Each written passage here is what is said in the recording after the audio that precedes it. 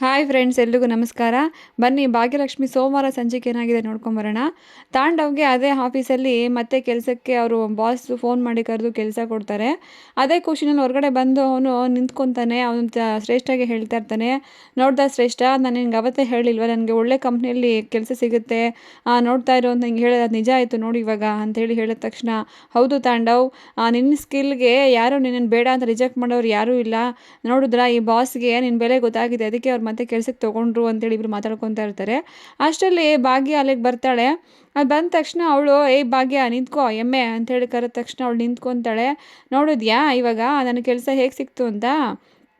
ಅವತ್ತು ನೀನೇನೋ ಬಂದು ಕ್ಯಾಂಟೀನ್ ಓಪನ್ ಮಾಡಿದೆ ಅಂದ ತಕ್ಷಣ ನನ್ನ ಕೆಲಸದಿಂದ ತೆಗೆದುಬಿಟ್ರು. ಈಗ ಅವ್ರಿಗೆ ಗೊತ್ತಾಗಿದೆ, ಈ ತಾಂಡವ್ ಇಲ್ಲ ಅಂತಂದರೆ ಈ ಕಂಪ್ನಿ ಪ್ರಾಜೆಕ್ಟ್ಗಳಲ್ಲೆಲ್ಲ ಏನು ಮಾಡ್ಕೊಳಕ್ಕಾಗಲ್ಲ. ಅವ್ರಿಗೆ ನೀನು ಈ ಕೊಡೋ ಕ್ಯಾಂಟೀನ್ ಬಿಸ್ನೆಸ್ ದುಡ್ಡಿಗಿಂತ ನಾನು ಕೊಡೋ ಪ್ರಾಜೆಕ್ಟ್ಗಳೇ ಇಂಪಾರ್ಟೆಂಟು. ಅದರಿಂದನೇ ಅವ್ರ ಪ್ರಾಜೆಕ್ಟ್ ನಾನು ಕೊಡೋದಕ್ಕೇ ಅವ್ರಿಗೆ ಒಳ್ಳೆ ಸಂಪಾದನೆ ಆಗ್ತಾ ಇರೋದು. ಅದಕ್ಕೆ ಅವ್ರು ನನ್ನ ವಾಪಸ್ ತೊಗೊಂಡ್ರು ಅಂತೇಳಿ ಹೇಳ್ತಾ ಇರ್ತಾನೆ.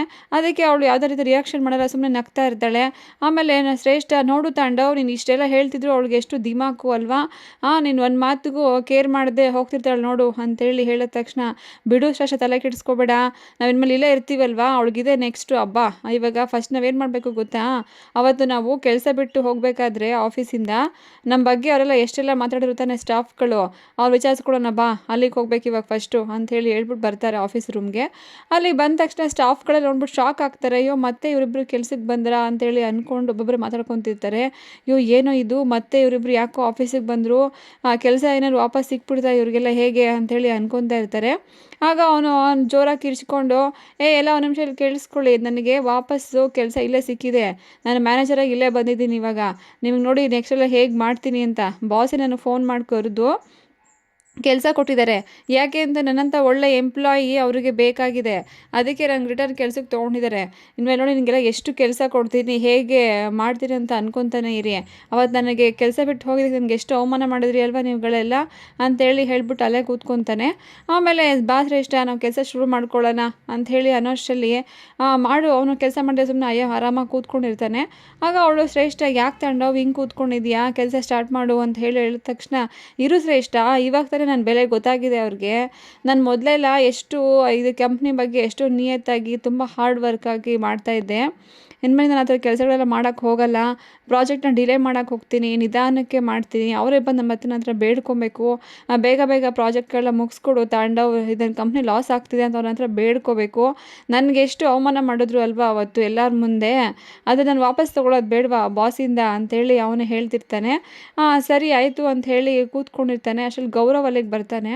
ಬಂದ ತಕ್ಷಣ, ಹಾಯ್ ಸರ್, ನೀವು ನಮಗೆ ವಾಪಸ್ಸು ಕಂಪ್ನಿಗೆ ಬಂದರೆ ತುಂಬಾ ಖುಷಿ ಆಯಿತು ಅಂತ ಹೇಳಿದ ತಕ್ಷಣ, ಏನೋ ಖುಷಿ ಆಯಿತಾ, ಅವತ್ತು ನೋಡಿದ್ರೆ ನೀವು ಆ ಎಮ್ಮೆ ಭಾಗ್ಯ ಮಾಡಿದ್ದು ಅಡುಗೆನ ಹೊಗಳ್ಕೊಂಡು ಇಷ್ಟು ಮಾತಾಡ್ತಾಯಿದ್ರಿ, ಇವತ್ತು ನೋಡಿದ್ರೆ ನನ್ನ ಹತ್ರ ಬಂದು ಹೇಳ್ತಾ ಇದ್ದೀರಾ ನೀವು, ಯಾವಾಗಂದ್ರೆ ಅವಾಗ ಬದಲಾಗ್ಬಿಡ್ತೀರಲ್ರಿ ನೀವು ಅಂಥೇಳಿ ಬೈತಾ ಇರ್ತಾನೆ. ಅಲ್ಲ ಸರ್, ಅದು ಆ ಥರ ಅಲ್ಲ ಅಂತ ಹೇಳಿದ ತಕ್ಷಣ, ಅದು ಅಲ್ಲ ಇದು ಅಲ್ಲ, ಏನು ಹೇಳಿ ಬಂದದ್ದು ವಿಷಯ ಅಂತೇಳಿ ಕೋಪ ಮಾಡ್ಕೊಂಡು ರೇಗ್ತಾನೆ. ಅಲ್ಲ ಸರ್, ಈಗ ಒಂದು ಹೊಸ ಪ್ರಾಜೆಕ್ಟ್ ಇದೆ, ಅದಕ್ಕೋಸ್ಕರ ನಿಮ್ಮ ಹತ್ರ ಮಾತಾಡೋದಕ್ಕೆ ಬಂದೆ ಅಂತ ಹೇಳಿದ ತಕ್ಷಣ ಅವ್ನು ಪ್ರಾಜೆಕ್ಟ್ ನೋಡಿಬಿಟ್ಟು, ಏನೋ ಈ ಪ್ರಾಜೆಕ್ಟಾ, ಇದು ನನಗೆ ಎಷ್ಟು ಈಸಿ, ಇದು ನಾನೇ ಮಾಡಿಬಿಡ್ತೀನಿ, ತಲೆ ಕೆಡಿಸ್ಕೊಳ್ಳೋ ಅಷ್ಟೇನಿಲ್ಲ ಅಂತೇಳಿ ಹೇಳ್ತಾನೆ. ಸರಿ ಬನ್ನಿ ಸರ್, ಇದನ್ನ ಬಗ್ಗೆ ಹೋಗಿ ನಾವು ಸರ್ ಹತ್ರ ಮಾತಾಡ್ಕೊಂಡು ಬರಬೇಕು ಅಂಥೇಳಿ ಕರೆದ ತಕ್ಷಣ, ಸರಿ ಆಯಿತು, ಇನ್ಮೇಲಾದರೂ ಸರಿಯಾಗಿರಿ, ಈ ಕಂಪ್ನಿಗೆ ಮ್ಯಾನೇಜರ್ ನಾನು ವಾಪಸ್ ಬಂದಿದ್ದೀನಿ, ಜಾಸ್ತಿ ಮಾತಾಡಿದ್ರೆ ಗೊತ್ತಲ್ಲ ನಿಮ್ಮ ಪ್ರಮೋಷನ್ನು ಅಂತ ಹೇಳಿದ ತಕ್ಷಣ, ಇಲ್ಲ ಸರ್ ಅದರಲ್ಲೇ ನಡ್ಕೊಳ್ಳಲ್ಲ, ದಯವಿಟ್ಟು ಕ್ಷಮಿಸಿ ಅಂತೇಳಿ ಅವ್ನು ಕೇಳ್ಕೊತಾನೆ. ಸರಿ ಆಯಿತು ಅಂತೇಳಿ ಆಫೀಸ್ ರೂಮ್ ಹೋದ ತಕ್ಷಣ ಭಾಗ್ಯ ಅಲ್ಲಿಂದ ಬರ್ತಾ ಇರ್ತಾಳೆ. ಅದು ನೋಡ್ಬಿಟ್ಟು ಅವನಿಗೆ ಶಾಕ್ ಆಗುತ್ತೆ. ಏನಕ್ಕೆ ಇವಳೇನು ಮಾಡ್ತಿದ್ದಾಳೆ ಆಫೀಸ್ ರೂಮಲ್ಲಿ, ಪದೇ ಪದೇ ಬಾಸ್ ಚೇಂಬರ್ಗೆ ಏನಕ್ಕೆ ಹೋಗ್ತಾಳೆ, ಇವಳ ಕ್ಯಾಂಟೀನ್ ಕೆಲಸ ಇರೋದು ಅಲ್ಲಿ ಮಾಡ್ಕೊಂಡು ಇರಬೇಕಲ್ವ ಇವಳಿಗೇನಕ್ಕೆ ಇಲ್ಲಲ್ಲ ಏನು ಕೆಲಸ ಅಂತೇಳಿ ಅಂದ್ಕೊಂಡು ಅಲ್ಲಿ ನಿಂತಿರ್ತಾನೆ ಬಾಗ್ಲ ಹತ್ರ. ಬನ್ನಿ ಸರ್ ಒಳಗಡೆ ಹೋಗೋಣ ಅಂಥೇಳಿ ಕರೀತಾನೆ ಅವನು ಗೌರವು. ಅದಕ್ಕೆ ನಿಂತ್ಕೋ ಒಂದು ನಿಮಿಷ, ನಂಗೆ ಸ್ವಲ್ಪ ಕೆಲಸ ಇದೆ, ನಾನು ಸುಮ್ಮನೆ ಯಾಕೆ ಇಲ್ಲಿ ನಿಂತ್ಕೋತೀನಾ ಅಂಥೇಳಿ ಅವನಿಗೆ ಬೈದ್ಬಿಟ್ಟು ನಿಲ್ಲಿಸ್ತಾನೆ. ಆಗ ಅವಳು ಒಳಗಡೆ, thank you sir, thank you so much, ನೀವು ನನಗೆ ಕೆಲಸಕ್ಕೆ ವಾಪಸ್ಸು ತಾಂಡ ಮತ್ತು ಸೆಷನ್ ತೊಗೊಂಡಿದ್ದಕ್ಕೆ ಅಂತ ಹೇಳಿ ಹೇಳ್ತಾ ಇರ್ತಾಳೆ. ಪರವಾಗಿಲ್ಲ ಬಿಡಮ್ಮ, ನಿನ್ನಂಥ ಒಳ್ಳೆ ಗುಣ ಇರೋದು ಅವಳಿಗೆ, ನಿನ್ನಂಥ ಒಳ್ಳೆ ಹೆಂಡತಿ ಸಿಕ್ಕಿರೋದನ್ನ ಉಳಿಸ್ಕೊಳಕ್ಕೆ ಅವನಿಗೆ ಆಗಲ್ಲ ಅಂಥೇಳಿ ಅವನೇ ಬೈತಾ ಇರ್ತಾರೆ. Thank you sir. ಏಕೆಂದರೆ ನನಗೆ ಅರ್ಥ ಆಯಿತು ಕಣಮ್ಮ ನೀನು ನನಗೆ ಹೇಳಿದ್ದು. ಏಕೆಂದರೆ ಯಾವುದೇ ತಾಯಿ ಆದರೂ ಅಷ್ಟೇ ತನ್ನ ಮಕ್ಕಳು ಅವ್ರಿಗೆ ಎಷ್ಟೇ ಕಷ್ಟ ಕೊಟ್ಟರು ಅವರಿಗೆ ಕಷ್ಟ ಬಂದಾಗ ಕಣ್ಣೀರು ಹಾಕೋದು ಅಮ್ಮನೇ ಆಗಿರ್ತಾಳೆ. ಅವ್ರಿಗೋಸ್ಕರ ನಿನ್ನ ಕೆಲಸ ವಾಪಸ್ ಕೊಡು ಅಂತ ಹೇಳಿದ್ದೆ. ಮತ್ತು ನಿಮ್ಮ ಮಕ್ಕಳುಗಳು ಯಾವುದೇ ಮಕ್ಕಳುಗಳಿಗೆ ಅಪ್ಪ ಯಾವಾಗಲೂ ಅವ್ರ ಕಣ್ಮುಂದೆ ಹೀರೋ ಹಾಗೆ ಕಾಣಿಸ್ಕೋಬೇಕು. ಕೆಲಸ ಇಲ್ಲದೆ ಕೂತ್ಕೊಂಡಿದ್ರೆ ಅವ್ರಿಗೆ ಅದು ತುಂಬಾ ನೋವಾಗುತ್ತೆ. ನೀವು ಅವ್ರಿಗೋಸ್ಕರ ಅಷ್ಟೇ ತಾನೇ ನೀನು ಕೆಲಸ ವಾಪಸ್ ಕೊಡು ಅಂತ ಹೇಳಿದ್ದು. ಸರಿ ಆಯಿತು, ನಾನು ವಾಪಸ್ ಅದಕ್ಕೆ ಕೊಟ್ಟಿದ್ದೀನಿ. ನಿನಗೆ ಖುಷಿ ಆಯ್ತಲ್ವಾ? ನಂಗೆ ನಿಮ್ಮ ಖುಷಿನೇ ಮುಖ್ಯ ಕಣಮ್ಮ. ನೀನೀಗ ನೆಮ್ಮದಿಯಾಗಿ ಕೆಲಸ ಮಾಡ್ಕೊಂಡು ಹೋಗ್ಬೋದಲ್ವಾ ಅಂತ ಹೇಳ್ತಾರೆ. ಆಯಿತು ಸರ್ ಅಂತ ಹೇಳಬೇಕಾದ್ರೆ, ನೋಡಮ್ಮ ನಿನ್ಗೆ ಮತ್ತೆ ಅವ್ರು ಏನಾದ್ರು ತೊಂದರೆ ಕೊಡೋಕ್ಕೆ ಬಂದರೆ ನಾನು ಖಂಡಿತ ನನಗೆ ಹೇಳು ಅಂತೇಳಿ ಅವರು ಹೇಳಿರ್ತಾರೆ. ಸರಿ ಸರ್ ಆಯಿತು ಅಂತ ಆಚೆ ಬಂದಿದ್ದ ಇವನ್ನೆಲ್ಲ ಪೂರ್ತಿ ಕೇಳಿಸ್ಕೊತಾನೆ ತಾಂಡವು. ಅಂದರೆ ಈ ಎಮ್ಮೆ ಭಾಗ್ಯನ ನನಗೆ ಕೆಲಸ ಸಿಕ್ತಾ, ಇವಳು ಹಾಕಿದ ಭಿಕ್ಷೆನ ನನಗೆ ಕೆಲಸ ಅಂತೇಳಿ ಅನ್ಕೋತಾ ಇರ್ತಾನೆ.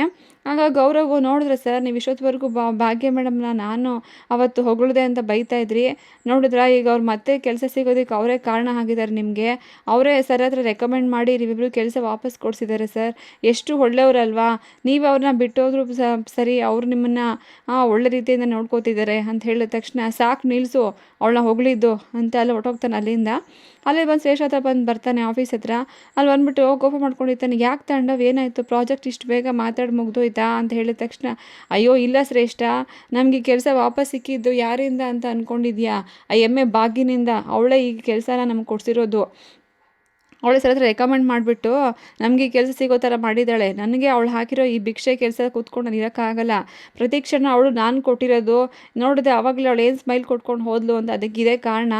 ನನ್ನ ಕೈ ಕೆಳಗಡೆ ನೀವಿದ್ದೀರಾ, ಇವಾಗ ನಾನೇ ನಿಮಗೆ ಈ ಕೆಲಸ ಭಿಕ್ಷೆ ಹಾಕಿದ್ದೀನಿ ಅಂತ ಪ್ರತಿ ಸಲ ನಂಗೆ ಹಂಗಿಸ್ತಾನೆ ಇರ್ತಾಳೆ. ಮಾತಿನಲ್ಲೇ ಅಲ್ಲ, ಆ ಮುಖದಲ್ಲಿ ಭಾವನೆಗಳು ನನಗೆ ಗೊತ್ತಾಗ್ತಾನೆ ಇರುತ್ತೆ.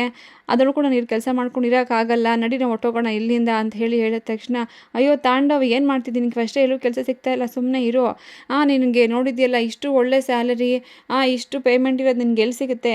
ನೀನು ಅವಳಿಗೆ ಕೋಪ ಮಾಡ್ಕೊಂಡು ಕೆಲಸ ಬಿಟ್ಟು ಹೋದರೆ ಮತ್ತೆ ಏನು ಮಾಡ್ತೀಯ, ಯೋಚನೆ ಮಾಡು ಅಂಥೇಳಿ ಶ್ರೇಷ್ಠ ಹೇಳ್ತಾ ಇರ್ತಾಳೆ. ಆದರೆ ತಾಂಡವ್ಗೆ ಅನಿಸಿರುತ್ತೆ, ನೋಡು ನಾನು ಪ್ರತಿ ಕ್ಷಣ ಇವಳು ಮುಂದೆ ನಾನು ತಲೆ ತಗ್ಸ್ಕೊಂಡು ನಿಂತ್ಕೋಬೇಕಾ ಅಂಥೇಳಿ ಈ ಕಡೆ ತಾಂಡವ್ ಯೋಚನೆ ಮಾಡ್ತಾ ಇರ್ತಾನೆ. Okay friends, thank you.